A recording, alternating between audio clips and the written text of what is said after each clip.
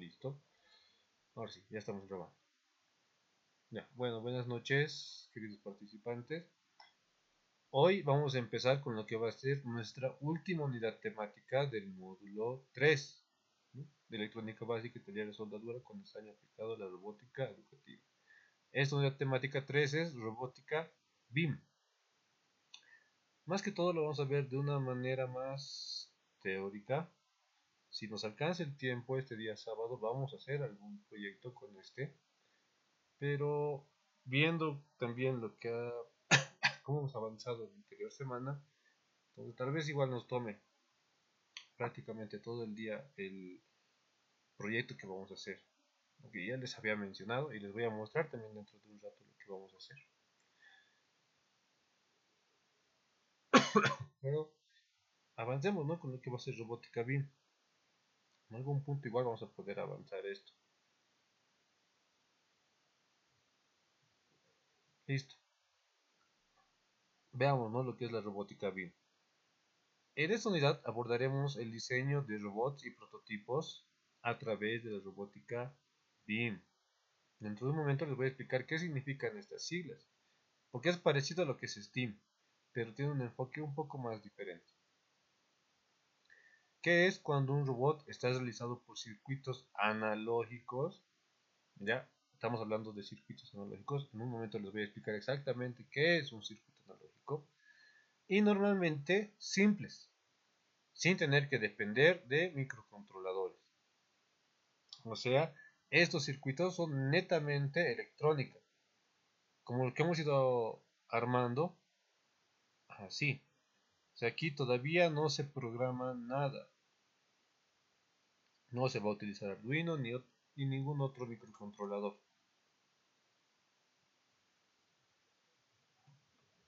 Esta robótica, ¿no? Uno de los pioneros que ha empezado con esto es Mark W. Tilden, como una red neuronal artificial. Ahora sí, veamos, ¿no? BIM aplicado a la robótica significa Biology, Electronics, Aesthetics and Mechanics. Lo que quiere decir en español, biología, electrónica, estética y mecanismos. ¿Qué estamos incorporando aquí? Porque a lo que era STEAM, básicamente empezamos de lo mismo. Pero estamos cambiando lo que es ciencia por biología, ingeniería por lo que es electrónica, artes por lo que es estética y mecanismos por lo demás. ¿Qué pasó? Ah, ya, ya. En mi caso no se escucha entrecortado, ¿no? Por si acaso, ¿no? Para cesar algún programita. Si me pueden confirmar si se escucha bien, ¿no? Todo lo que he ido mencionando hasta el momento.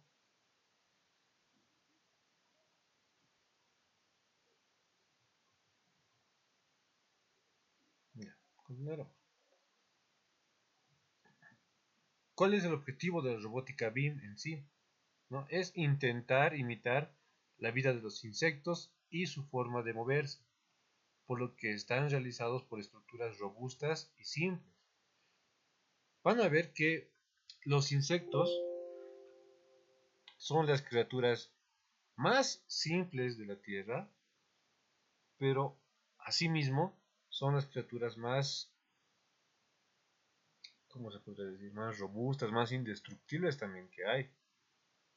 Por ese mismo hecho de ser simples, tienen esa fuerza, esas capacidades que otros seres vivos, por ejemplo, no los tienen. Por ejemplo, las cucarachas, ¿no? Que tanto se menciona que pueden sobrevivir a un ataque nuclear, o simplemente si las pisas o pasa cualquier cosa, o les cortas incluso la cabeza, pueden seguir vivas un cierto tiempo. No tienen ciertos rasgos evolutivos que son superiores a la de los mamíferos o reptiles. además de usar células solares para hacerlas así más autónomas. O sea que en la robótica BIM, por ejemplo, se busca emular lo que es la vida de los insectos. Y se espera también que estos sean autónomos, que no dependan de pilas o baterías, sino que por sí mismos puedan sobrevivir. Por eso es que muchas veces van a ver que en proyectos de robótica BIM se incluyen celdas solares, ¿no? Para que estos puedan autodescargar y funcionar.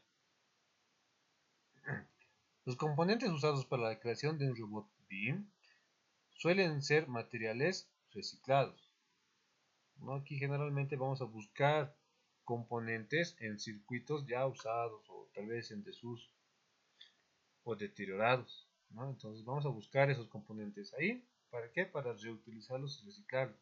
Porque como bien dice, ¿no? En BIM estamos incluyendo lo que es biología. Y si hablamos de biología, también tenemos que hablar de lo que es el cuidado del medio ambiente y de los animales. Entonces, un objetivo en sí que tiene la robótica BIM es eso, poder cuidar el medio ambiente y a la naturaleza en sí. Entonces, veamos, ¿no? Los fundamentos de la robótica BIM. Para abordar de manera exhaustiva el tema de la robótica BIM, es importante detenernos primero en la definición de algunos conceptos fundamentales que facilitan una comprensión de sus principios y objetivos. Como bien mencionamos, BIM significa biología, electrónica, estética y mecánica. Van a ver que cuando hablamos de robótica BIM y buscamos ejemplos en cualquier medio, puede ser en YouTube, en TikTok, en Google directamente, siempre nos van a salir prototipos de este tipo. Por ejemplo, este de aquí, ¿no? Esta cucaracha. También puede aparecer este, ¿no? Que parece una araña,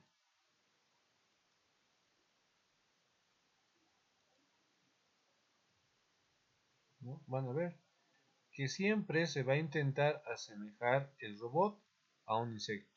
Siempre. Va a ser uno de los objetivos principales, ¿no? Para poder crear estos robots BIM. Ahora sí, veamos, ¿no? Uno por uno, ¿no? ¿Por qué estamos trabajando con estos temas? ¿Por qué se ha elegido que sea BIM? Biología.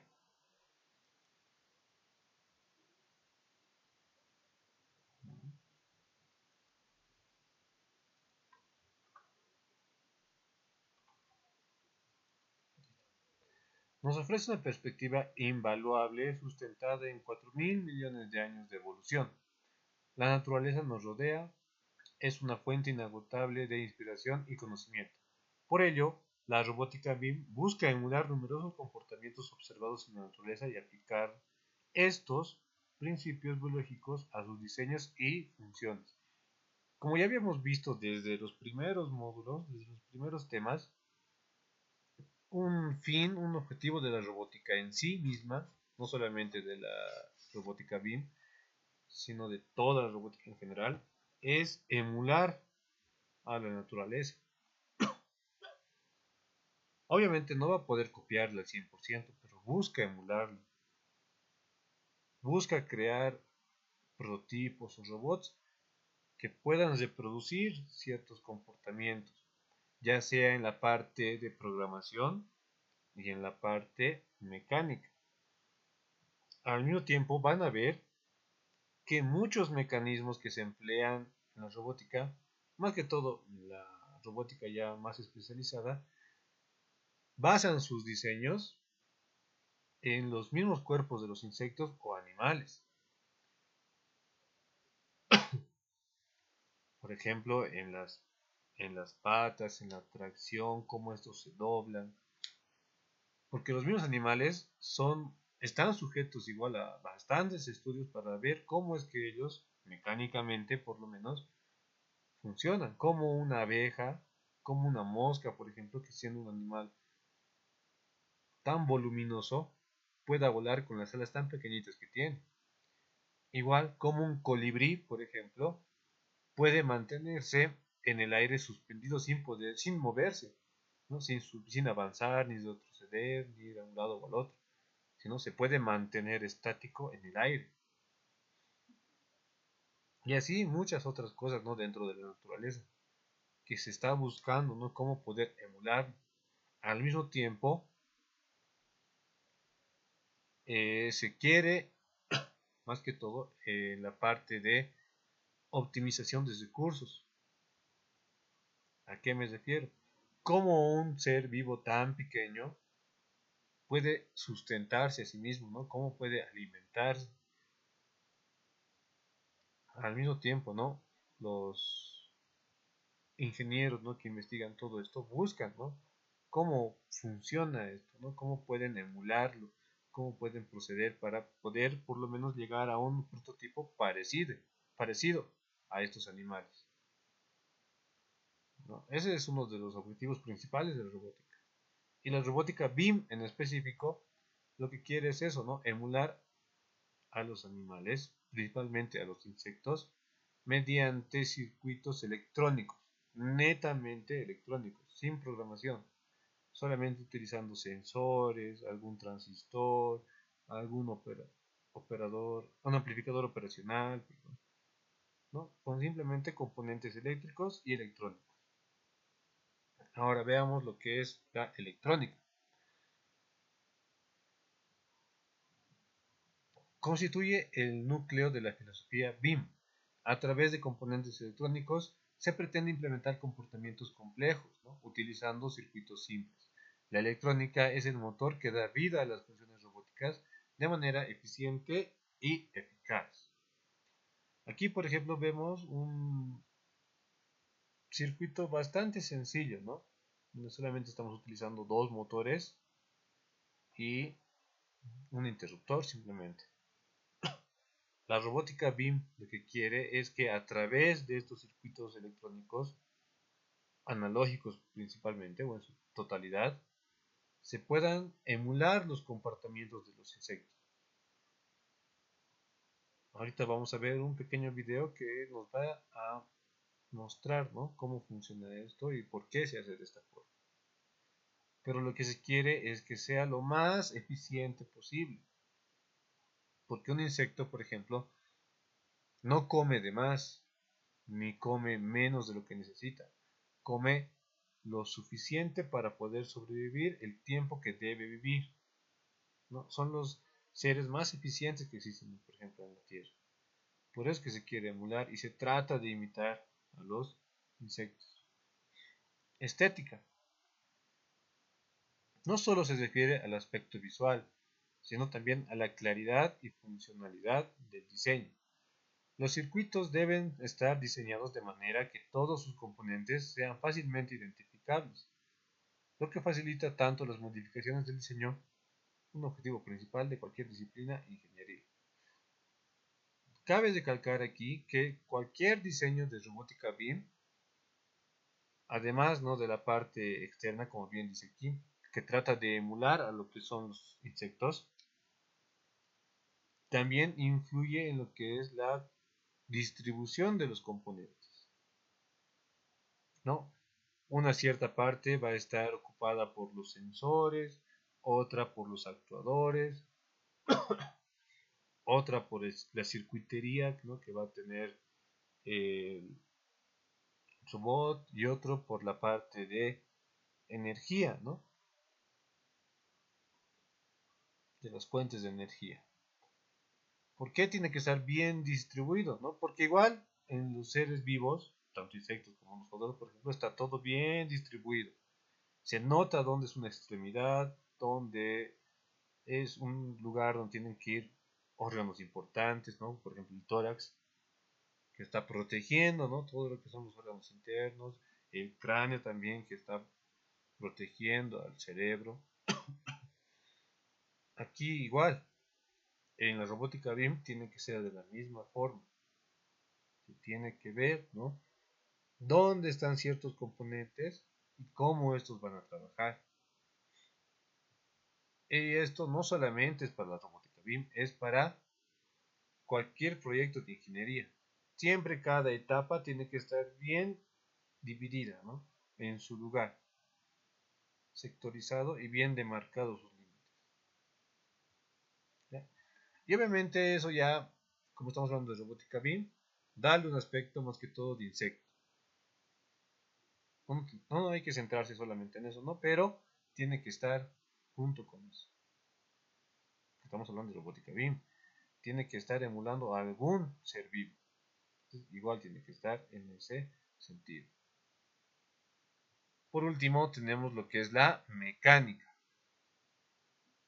Aquí se introducen elementos como motores y sensores en los robots que permiten dotarlos de movimiento y dinamismo. ¿Lo van a ver? Los mismos robots.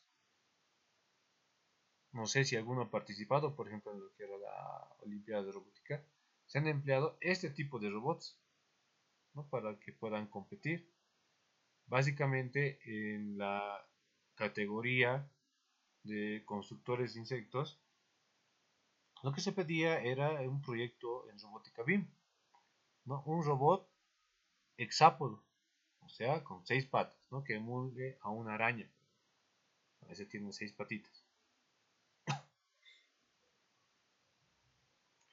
Ah, estos elementos mecánicos interactúan con los circuitos electrónicos para replicar los comportamientos naturales.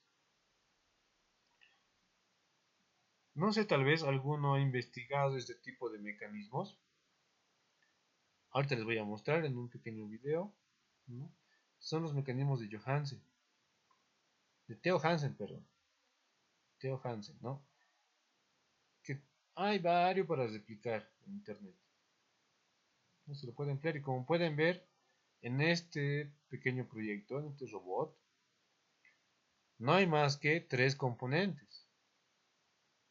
Fuente de energía, pilas, un motor reductor y el interruptor. Nada más, solamente hay eso en este robot, por ejemplo. Y con eso ya se tiene lo que es un robot BIM, ¿no? Que está emulando a un insecto. Antes de entrar a lo que va a ser señal, a un sistema analógico y un sistema digital, vamos a ver un pequeño video. ¿Ya? Estos videos que voy a mostrar ya están en la plataforma.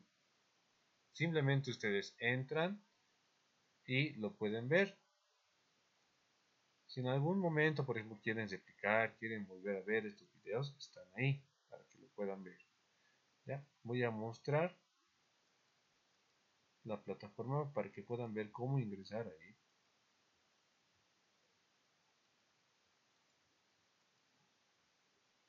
Aquí está.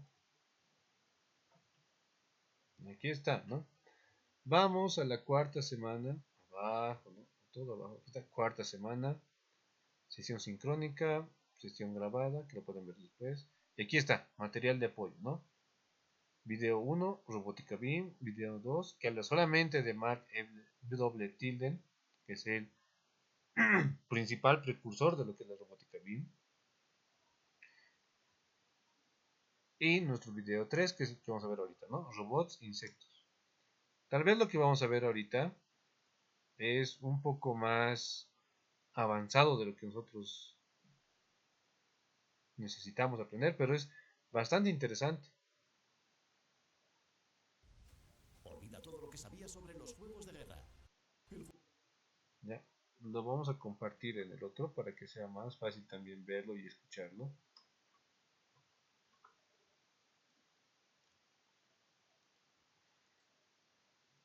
Ahora sí, ¿no? Vamos a presentarlo de esta otra manera.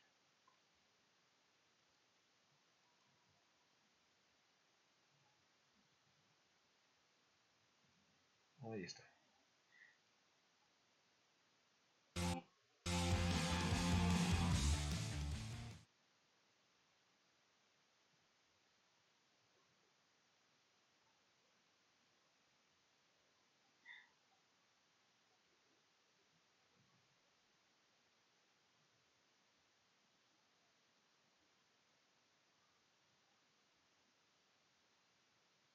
Hay robots del tamaño de una abeja.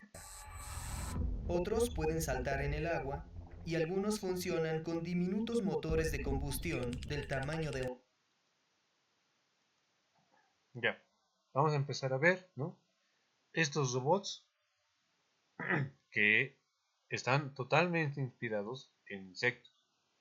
¿Y por qué también es necesario que sea así? ¿No? Van a ver que es bastante interesante. Si alguno quiere profundizar, hay más videos y también algún texto, ¿no? Y ya, empezaremos con el video. Hay robots del tamaño de una abeja. Otros pueden saltar en el agua y algunos funcionan con diminutos motores de combustión del tamaño de un centavo. Un día podrían funcionar en enjambres, podrían salvar tu vida o incluso espiarte. Tuvimos acceso al mejor laboratorio de microbótica del mundo. ¡Dio vuelta! Para aprender cómo funcionan estos robots y para qué son. Este es un submarino amarillo diminuto. Bajo el agua se puede mover agitando sus alas miniatura 9 veces por segundo. Pero se pueden usar las mismas alas cuando el submarino está fuera del agua. Solo que ahora tiene que agitarlas 250 veces por segundo para volar. Este robot puede hacer ambas cosas, puede volar y nadar. Pero como pesa solo 175 miligramos, la masa de 2 Cheerios, la tensión superficial es un problema. Es una de las consecuencias de la física en escalas más pequeñas. La tensión superficial es como un muro que bloquea el proceso de transición. Esto sucede porque las moléculas de agua son ligeramente polares. Los grupos de estas moléculas avanzan en todas direcciones, pero en la superficie no hay agua encima, por lo que van solo hacia los lados y hacia abajo. Este desequilibrio crea fuerzas de cohesión fuertes que comprimen la superficie formando una capa apretada que la hacen difícil de romper. Ese es el mismo efecto que le permite al zancudo de agua caminar en las superficies de estanques y lagos. Este otro robot pesa solo 68 miligramos y mediante un mecanismo de resortes que imita las patas de una pulga puede saltar sin romper la superficie del agua tal y como un zancudo. Es como si debajo hubiera un piso firme. Eso es genial si quieres quedarte encima del agua, pero esta barrera también puede ser un problema si lo que quieres es sumergirte. Para escapar de esta trampa, el submarino separa el agua en hidrógeno y oxígeno, y luego almacena estos gases en una cámara de flotabilidad. Esto lo hace porque las alas son súper frágiles. Si empezaran a agitarse mientras el robot aún está atrapado bajo el agua, se romperían de inmediato. La flotabilidad del gas ayuda a sacar del agua las partes frágiles del robot. Pero el robot aún está atrapado en esa capa de tensión superficial, por lo que una chispa dentro de la cámara enciende el gas y la explosión rompe la tensión superficial y lanza al robot 30 centímetros hacia arriba. Y una vez libre, este robot puede volar. Este robot encontró una forma distinta de romper la tensión superficial. Utiliza estas grandes almohadillas de cobre repelentes al agua en sus pies para caminar sobre el agua. Pero cuando necesita sumergirse, aplica 600 voltios en las almohadillas, lo que crea una carga positiva que atrae las moléculas de agua hacia él y rompe la barrera hidrofóbica, y eso le permite sumergirse cuando quiere. Y una vez sumergido, puede caminar bajo el agua. Estos dos robots fueron hechos por el Dr. Kevin Chen en el MIT. Estamos en la sala de vuelo y aquí es donde hacemos todos los experimentos de vuelo. Como puedes ver, hay cámaras de captura de movimiento. Este laboratorio es uno de los únicos lugares del mundo donde robots tan pequeños intentan volar. Entonces, como este robot es tan pequeño, tiene una inercia muy baja, ¿verdad? Lo que dices es que podría girar más rápido que cualquier otro dron en el mundo. Más de 7000 grados por segundo. ¿Por qué no aprietas tú el botón? ¿Me dejas apretar el botón? Sí. Sí, me encantaría. ¿Listo? Sí. Ok, 3, 2, 1. Oh. Ya sabemos de quién fue la culpa. Hacer que estos robots vuelen es difícil, o sea, son del tamaño de una abeja, por lo que el mecanismo interno tiene que ser aún más pequeño, como las partes de un reloj. Sí. ¿Lo tienes? Los componentes deben ser precisos en 5 micras. Eso es la 10ª parte del ancho de un cabello humano. En verano había unas moscas muy grandes volando en el laboratorio y yo estaba diciendo, están presumiendo. Toma 2. 3, 2, 1.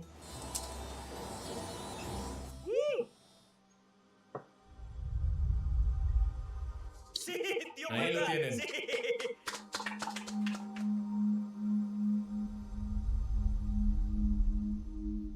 Estos robots vuelan, pero no como aves, es decir, no planean, sino que tienen que usar mucha más energía para agitar sus alas cientos de veces por segundo.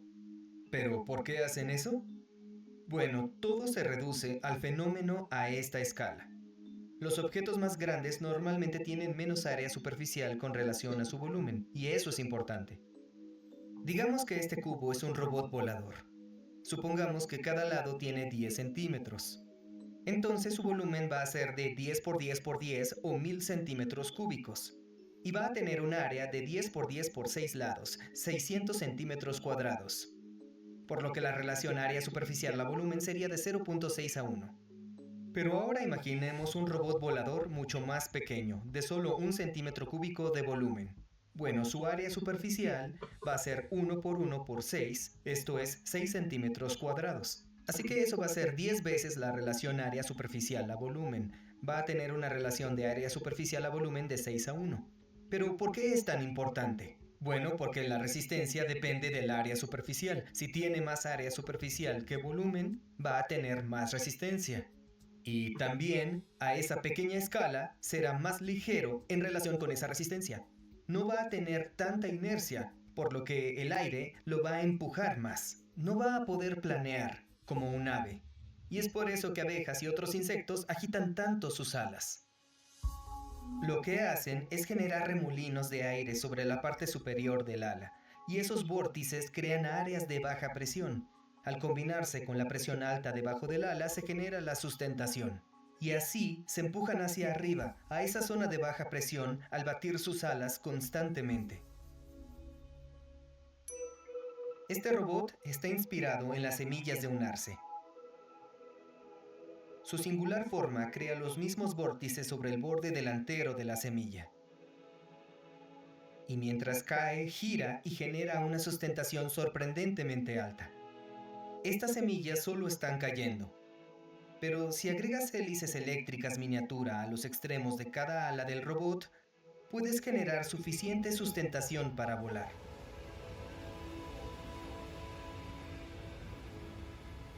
Pero la escala de este robot no es precisamente la de un insecto. De hecho, pesa unas 50 veces más que las abejas robot del laboratorio de Kevin. Para impulsar algo tan pequeño, no se pueden usar simplemente motores eléctricos, pues los imanes y bobinas no se pueden reducir eficazmente a un tamaño tan pequeño. Para propulsar las primeras RoboBees, tenían alas accionadas por cristales especiales llamados cristales piezoeléctricos. Al aplicarle un voltaje al cristal, se contraían ligeramente, pero solo alrededor del 0.1%, una desviación insuficiente para hacer que el robot volara. Así que los roboticistas diseñaron un chasis que amplifica mecánicamente 30 veces el movimiento. Al encender y apagar el voltaje 120 veces por segundo, RoboBee bate sus alas y vuela. Pero los cristales piezoeléctricos tienen una desventaja, y es que son frágiles. Hasta el menor impacto en las alas estrella los cristales y las abejas robot dejan de funcionar. Así que en el MIT están construyendo estas roboabejas de otra forma. Están tan seguros de que va a sobrevivir una caída que me van a dejar soltarla desde un edificio. Así que voy a hacerlo, ahí voy. Ok, quiero ver eso, vamos.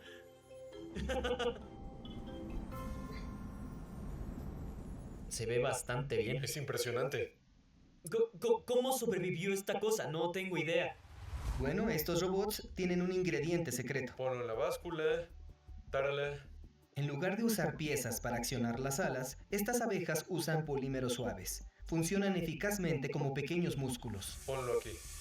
Toman un polímero y cubren cada lado con nanotubos de carbono que crean dos placas conductoras eficaces.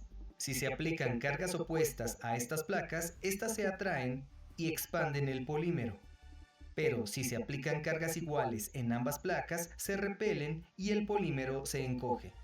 Y si enrollamos capas como esta en forma de tubo, podemos amplificar la fuerza que generan.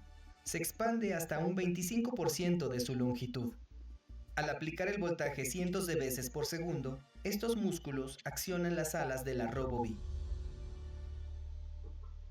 Cuando lo reduces a una escala menor, la frecuencia del batido aumenta. Estamos en el rango de los 400 Hz. Que está a la mitad entre una abeja y un mosquito. Sí. Este músculo flexible puede soportar golpes y rasguños y seguir funcionando. Si se perfora con una aguja, los nanotubos de carbono se meten y entonces las placas se tocan provocando un cortocircuito que inutiliza el músculo. Pero los científicos han encontrado una forma de evitarlo. Cuando se aplica una corriente alta, los nanotubos de carbono que están en contacto se queman y así el músculo se repara solo. Kevin y su equipo incluso inventaron un proceso para realizar cirugía láser en el robot. Creas un defecto más pequeño alrededor de un defecto muy grande y luego al aislar el defecto menor lo estás utilizando para aislar el defecto grande. Eso es lo que llamamos el proceso de limpieza aislada por láser. Un robot fue puesto a prueba hasta el límite. Atravesaron su músculo artificial por agujas de cactus y lo alcanzaron con un rayo láser, y aún así pudo volar. Pero estos músculos consumen mucha energía y los robots a esta escala, que tienen que ser tan ligeros, no tienen espacio para baterías extra. Por suerte, hay otra forma de conseguirlo.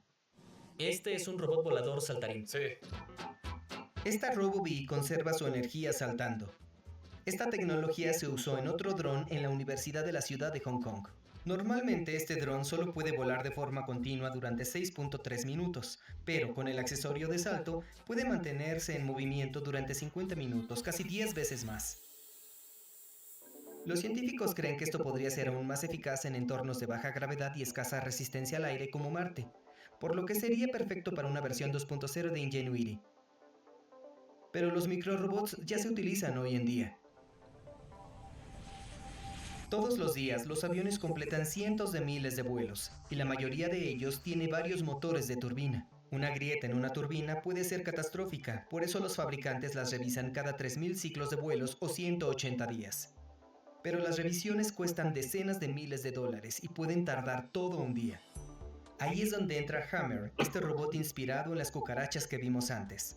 Es increíblemente rápido, puede correr 10.5 la longitud de su cuerpo por segundo, relativamente es más rápido que un caballo. Y es versátil. Las almohadillas especiales de sus pies pueden aplicar un voltaje a superficies metálicas polarizadas creando una carga opuesta bajo sus pies. Y así puede adherirse a superficies metálicas, parecido a cuando un globo se pega a una pared después de frotarlo en el pelo. Rolls-Royce y Harvard están trabajando para poner hammers en el interior de los motores para inspeccionar las grietas de las turbinas, incluso boca abajo, y como su masa es tan pequeña, las fuerzas de adherencia son mucho mayores en relación con su peso. Hammer puede entrar a espacios estrechos, y eso puede ser muy útil. Una de las primeras veces que se desplegaron robots en una situación de emergencia fue durante la búsqueda de supervivientes en la zona cero del 11 de septiembre. Por desgracia, no resultaron ser muy útiles. Eran grandes y caros y se atoraban. 3 tipos distintos inspeccionaron 8 secciones de escombros, pero ninguno encontró supervivientes. Un robot de rescate ideal debería poder navegar por espacios reducidos, resistir daños y escombros, operar en entornos enterrados y ser lo bastante económico como para ser sustituido si se destruye. En realidad, el costo de material para fabricar el robot es bastante bajo. La mano de obra humana es cara. En cuanto al material, un par de dólares por robot no era demasiado, sí. La idea es desplegar enjambres de microrobots del tamaño de insectos para buscar supervivientes en zonas de desastre.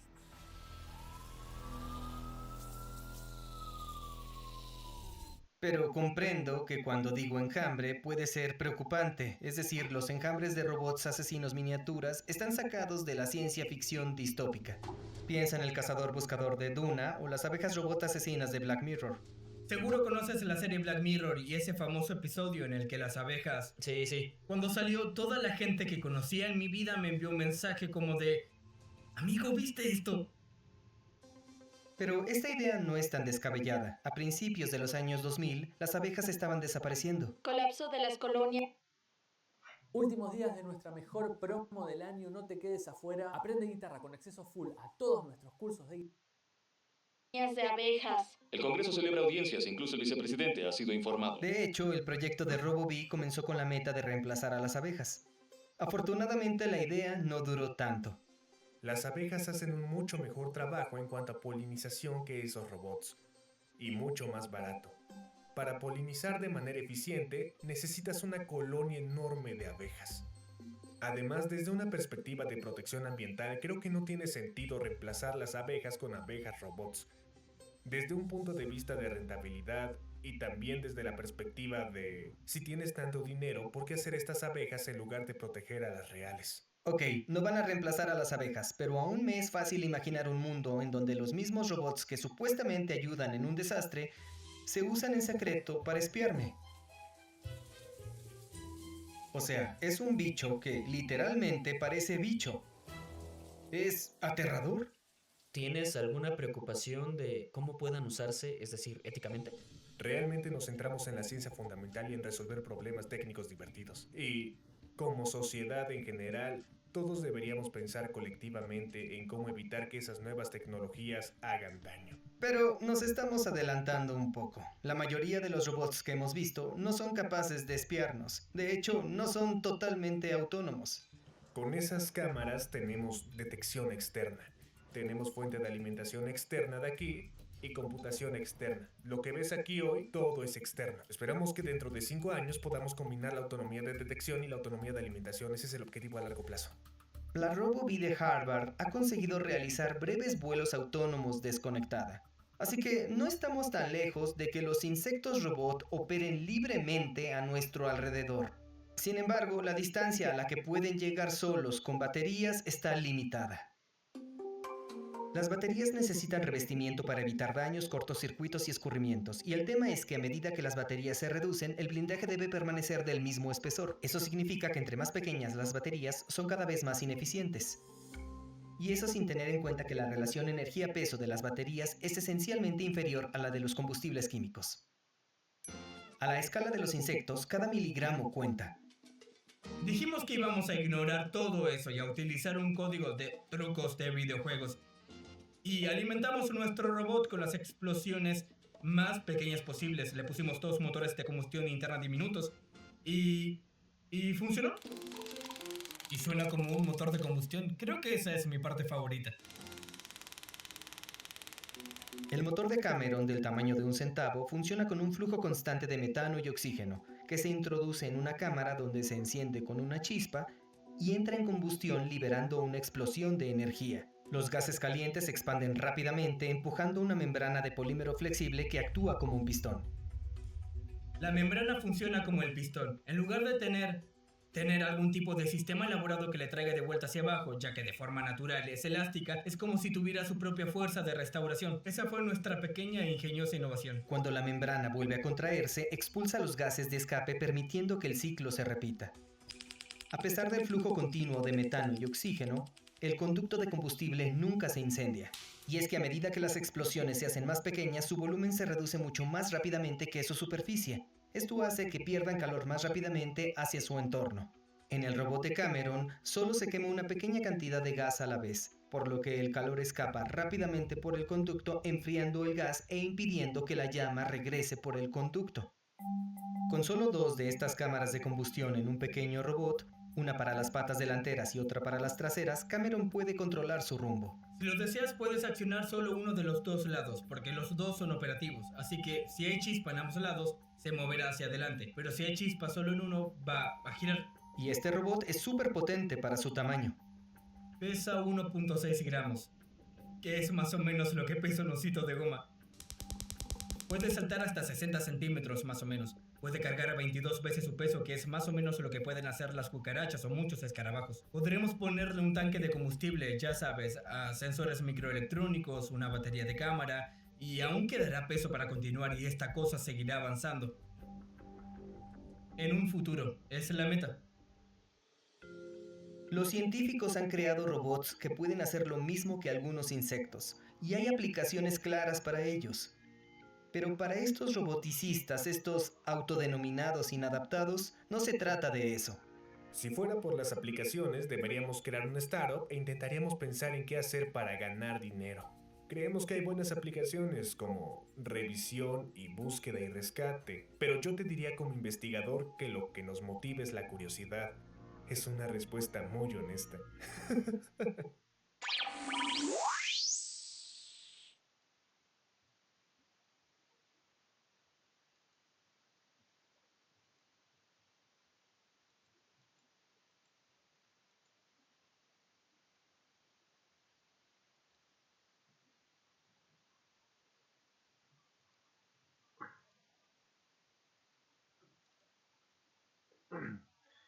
¿Qué tal?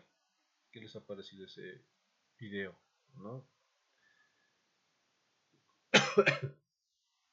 En ese video hemos visto, ¿no?, cómo en las universidades ahorita lo que se quiere es, en ese campo, en la robótica BIM básicamente, porque es lo que están haciendo, ¿no?, ver mecanismos más simples para poder disminuir el tamaño de los robots y emular el comportamiento de los insectos, ¿no? Están viendo de formas muy avanzadas ya, introduciéndose básicamente en lo que son las bases de la mecánica y de la electrónica, para poder crear esos mecanismos, poder emular a los insectos. Obviamente nosotros no vamos a llegar hasta esos niveles, pero vamos a tratar de hacer algún robot así sencillo, ¿no?, que se pueda realizar, que nosotros podamos hacer. Pero antes de eso, vamos a ver lo que es un sistema analógico y un sistema digital. ¿Por qué es necesario aprender esto? ¿Por qué estamos introduciendo estos conceptos aquí?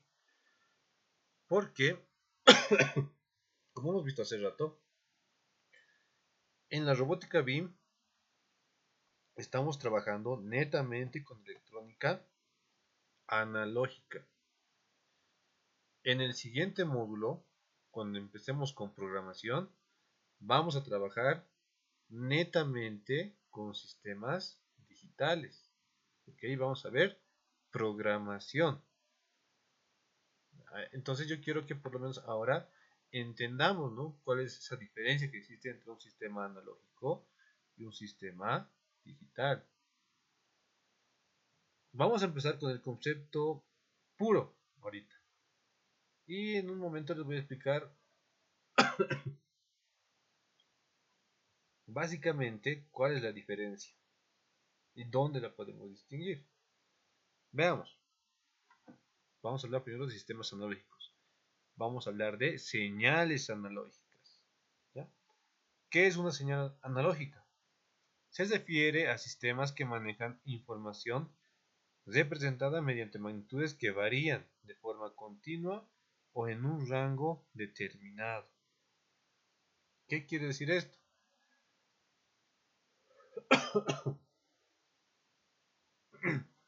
Por ejemplo, puede ser el clima. Ahorita debemos estar, a ver, según internet, estamos a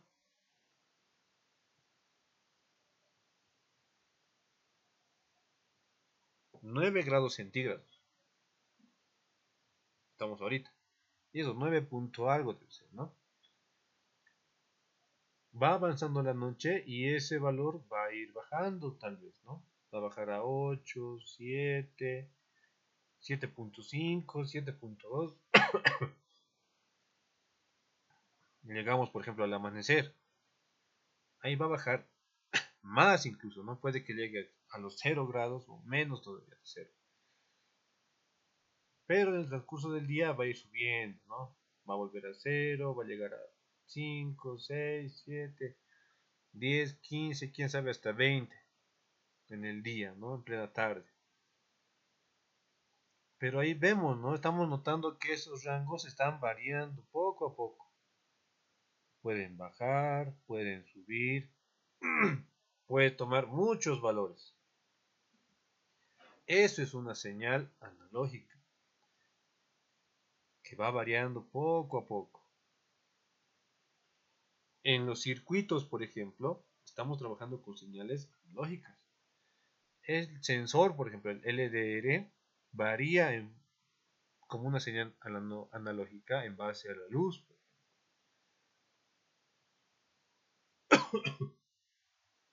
Otro tipo de sensores también. Un transistor igual, va a trabajar de esa forma. ¿Cuál es la diferencia con un sistema digital? Un sistema digital opera con información representada mediante magnitudes discretas. ¿Qué es una magnitud discreta? Son valores que solamente pueden tomar dos posiciones, 0 o 1. Eso es ahorita una señal digital. Todo componente electrónico digitalizado, o sea, con microcontrolador, microprocesador, como nuestro celular, nuestra computadora, algunas televisiones, trabajan con sistemas digitales. Un sistema digital tiene esta forma.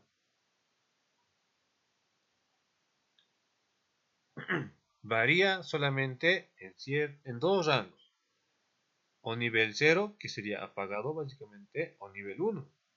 0 o 1. 0 o 0, 1. 0, 1, 1, 0. Solo varía en esos dos valores. Pero, por ejemplo, solo tengo esos dos valores. ¿Cómo es que puedo yo obtener tanta información en mi celular, en mi computadora o en otros lugares? Simplemente utilizando estos dos valores. No sé, tal vez ustedes han visto, ¿no? Cuando verifican el Windows de su computadora, siempre les preguntan, ¿no? Windows 10, Windows 11, pero les dicen, ¿no? A 64 bits o 32 bits, por ejemplo. Y eso es igual algo importante para saber una característica de la computadora. Es algo importante. ¿A qué se refiere con esos 32 o 64 bits? Un bit en sí es la unidad mínima de información. O sea, es esto. O es un 0 o es un 1. Eso es un bit ahorita. Ese 0 o ese 1. Y con esos únicos dos valores lo que se puede hacer es crear un lenguaje. Por ejemplo, aquí tenemos un código, ¿no? Que sería básicamente lo mismo, ¿no? Un lenguaje o un código. Y cada código tiene sus propias palabras, ¿no? Para poder comunicarse, para poder entender. Las computadoras cuando se comunican entre sí, por ejemplo un celular cuando llama o cuando entra a internet o quiere buscar información en Google, solamente puede enviar ceros o unos, nada más. Así hablan las computadoras, así se comunican las computadoras. Pero como les digo, estas se comunican mediante palabras, mediante un código. Y ese código tiene un tamaño. Y ese tamaño en nuestras computadoras, por ejemplo, es de 64 o 32 bits. Entonces, esa palabra, cada código va a tener una extensión de 64 o 32 bits, por ejemplo. Está una fila larga de esto. Entonces, por ejemplo, si fuese 0, 0, todo 0, puede que toda esa palabra que es de puras ceros tenga un significado. Ahora, si ese todo ceros, el último va a ser 1, va a tener otro significado. Entonces, en los sistemas digitales lo que se está utilizando es un código para poder informar de cualquier dato que se tenga. Puede ser lo que buscamos en internet, una canción que estamos escuchando, ¿no? Lo que sea. Pero una señal digital, un sistema digital, está empleando dos valores simplemente, 0 o 1. Y estos se están transformando en un código, ¿no? Para que se pueda entender entre computadores. Ahora, ¿dónde se emplea esto? ¿Dónde podemos comprobar todo esto, no? Viéndolo así de manera más seca posible, ¿qué es o qué aparato es analógico, por ejemplo? Un aparato analógico podría ser una plancha, ¿no? Porque ahí no hay componentes digitales. ¿Qué es un componente digital? Un circuito integral, un microcontrolador. ¿Cuál sería un dispositivo digital? Ahí son fáciles los ejemplos, ¿no? La computadora, el celular, algunos televisores, ¿no? Y es importante, ¿no? Tener esa diferenciación. Es importante conocer las características de estos dos sistemas. Porque hasta ahora, por ejemplo, nosotros lo que hemos hecho en electrónica Ha sido todo digital, todo analógico, perdón, todo analógico. En cambio, desde el cuarto módulo ya vamos a empezar con lo que va a ser programación y obviamente digital. Porque esos datos que se envían de la computadora al Arduino, por ejemplo, son señales digitales que tienen su propio lenguaje e incluso tienen su propio tamaño de palabra. Las computadoras grandes, como nuestras laptops o las de escritorio, sí usan palabras de 32 o 64 bits. El Arduino, por ejemplo, no trabaja con ese tamaño de palabras porque es mucho para un Arduino. Un Arduino comparado con una computadora no puede hacer muchas funciones. Cumple ciertas funciones. Por lo tanto, tiene un tamaño de palabra menor, que básicamente es de 8 bits en un Arduino.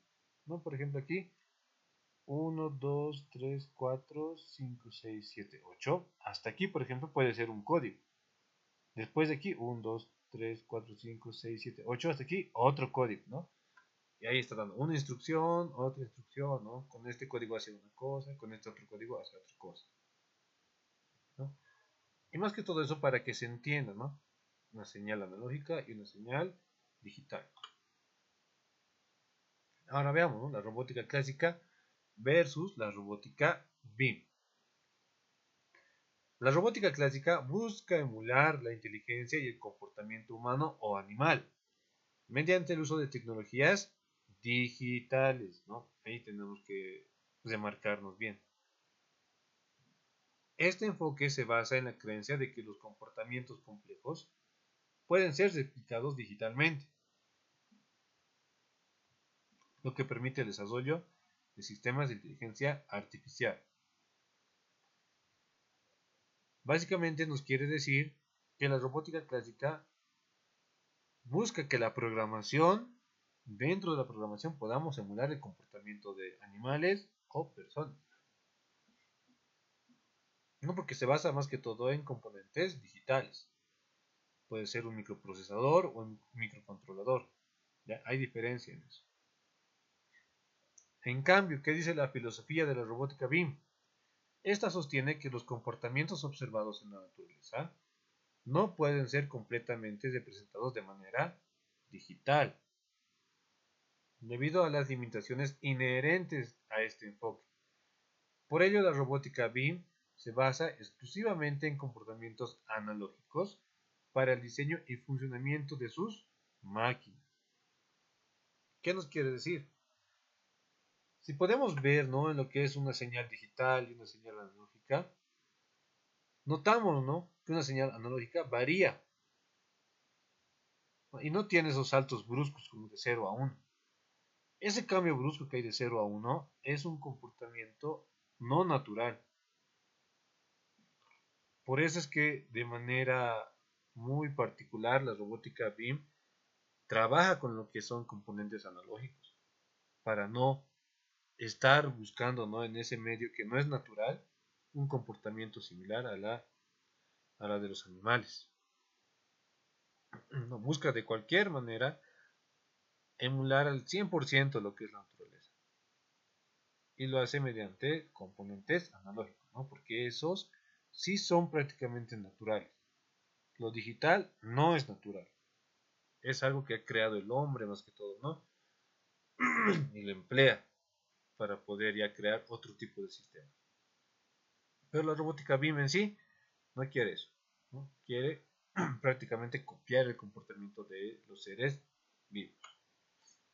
Ahora sí, veamos un poco de la historia y evolución de la robótica BIM. Mark W. Tilden es considerado el pionero de la robótica BIM.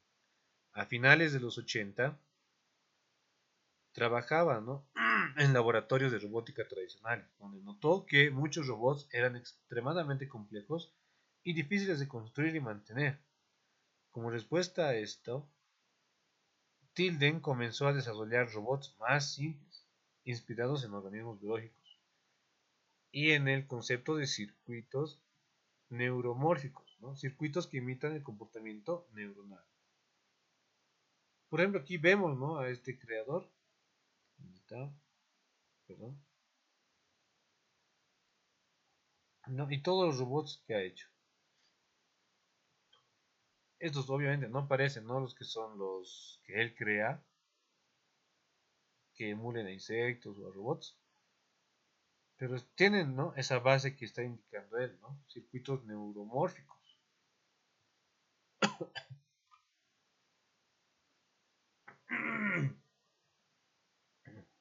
Aunque los robots BIM sean simples y limitados en comparación con los sistemas robóticos modernos, basados en microprocesadores y software avanzado, su enfoque en la eficiencia energética, la simplicidad de diseño y la inspiración biológica influyó en la forma en la que ingenieros piensan sobre la robótica. Además, los principios de la robótica BIM han inspirado otras ramas de la robótica como la de los nanosatélites o los microrobots, que también valoran la simplicidad y la eficiencia.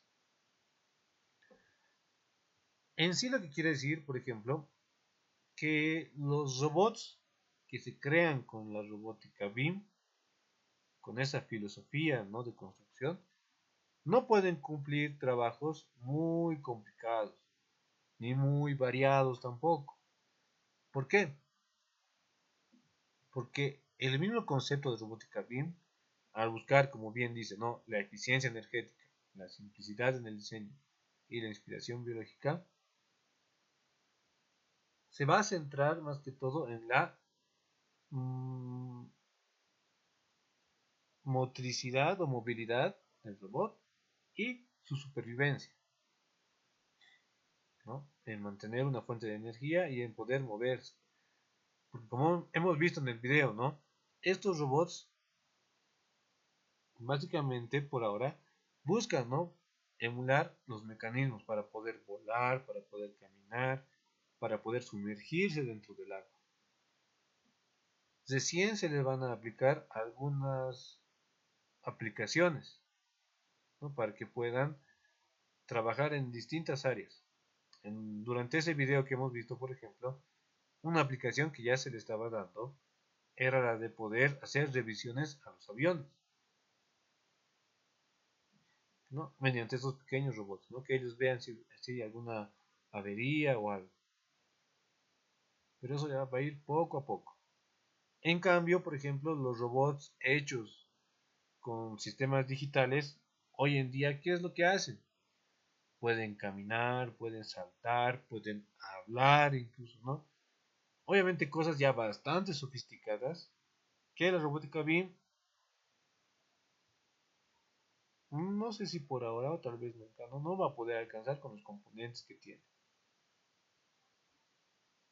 ¿no? Pero la misma robótica BIM inspira, ¿no?, a otras ramas de la ingeniería y la construcción de robots. Como podemos ver aquí, ¿no? Son pequeños diseños que se están viendo.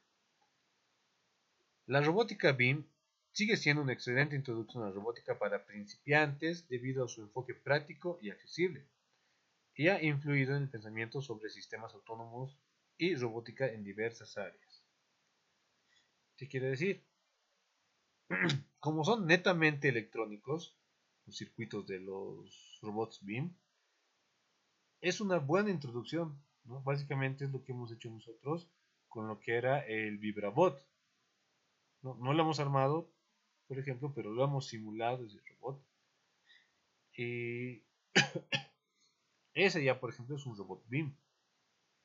Tiene su fuente de energía, tiene su sistema de locomoción, ¿no? Y con eso ya podemos emular a lo que va a ser algún tipo de robot, algún tipo de insecto. Y al tener un sistema tan sencillo, porque solamente es un motor, interruptor y fuente de energía.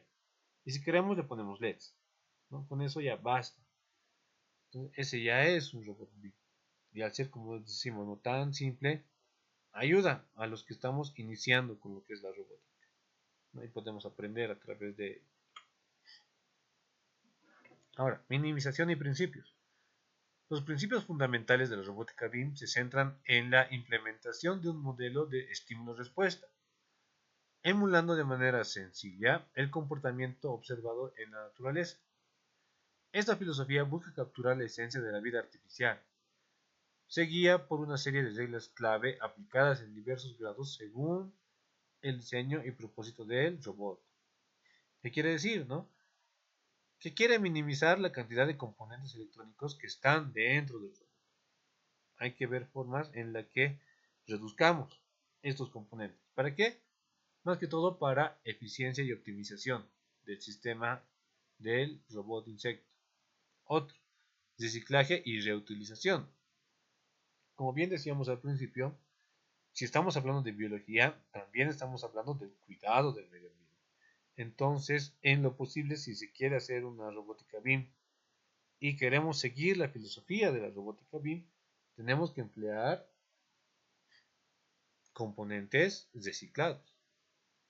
¿Okay? Buscar en algún lado, ¿no? Algunos componentes y en algún caso extremo ya podríamos comprar. Pero siguiendo lo que es su filosofía, en lo posible hay que reciclar. Y por último, ¿no? Un principio que también hay que tomar en cuenta es el uso de energía solar. Como les había dicho, la robótica BIM busca una sustentabilidad ecológica, por lo que también el uso de baterías o pilas es un componente muy complicado, ¿no? Dentro de la robótica. Por lo que en la robótica BIM se opta, ¿no? Por lo que es un panel solar pequeñito para que éste pueda suministrar energía en el robot. Obviamente, ese panel solar, por ejemplo, solamente va a servir en el día. La noche no hay un sistema de recolección y almacenamiento de energía dentro del robot BIM, porque como bien decimos, ¿no? Queremos que sea lo más pequeño posible.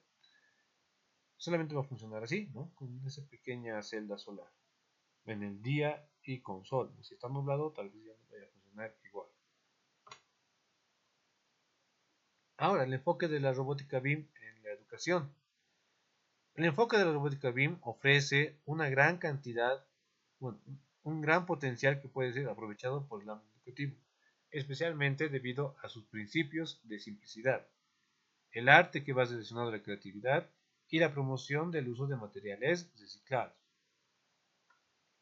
Estos aspectos hacen que la robótica BIM sea una herramienta ideal para introducir a los estudiantes en conceptos fundamentales de ingeniería, electrónica y ciencias naturales de una manera accesible y práctica.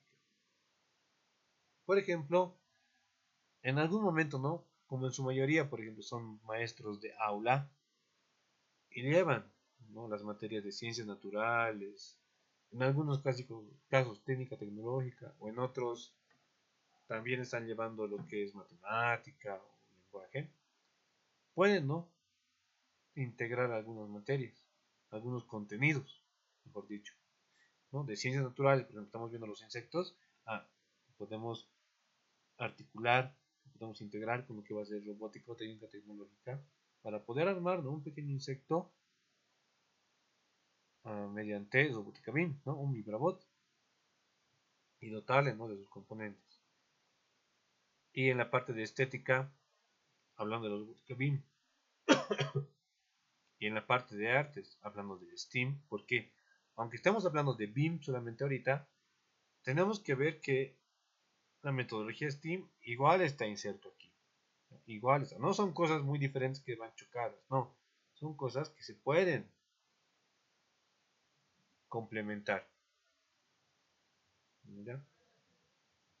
Entonces, ¿no? ¿Cómo se podría, por ejemplo, enseñar ciencias naturales a través de la robótica BIM?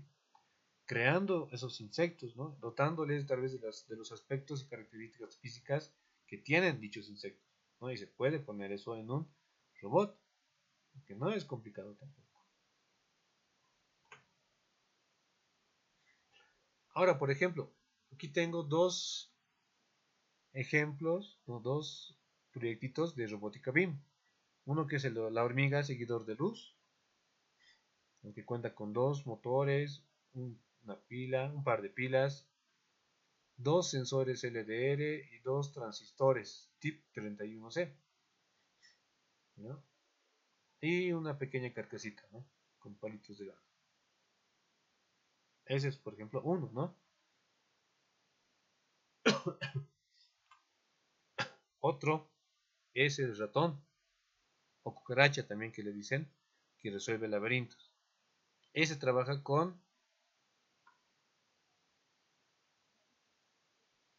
un fin de carrera, o dos también podríamos usar, para poder accionar los motores, ¿no? Esto vamos a avanzar o vamos a poder trabajar dentro de la clase presencial siempre y cuando terminemos el proyecto que tenemos, porque el otro es más importante y nos va a servir también con lo que va a ser el avance del cuarto módulo. Ahora, material para la clase. ¿Ya? En sí habremos concluido con lo que es la unidad temática 3. Voy a detener la grabación, pero vamos a continuar en la clase. ¿Ya?